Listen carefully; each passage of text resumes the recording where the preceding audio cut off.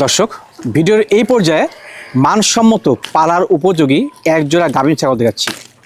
গাভীর তথ্য সকলেই দিয়ে থাকে, কিন্তু অনেকেরই প্রজননের ভিডিও থাকে না।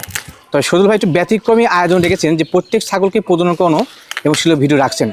দর্শক চাইলে কি মানে পাঠাতে প্রজনন করা আছে সে তথ্য জেনে বুঝে সংগ্রহ পাবেন ইনশাআল্লাহ। সজল ভাই, দুটো ছাগল কোন জাতে ভাইয়া?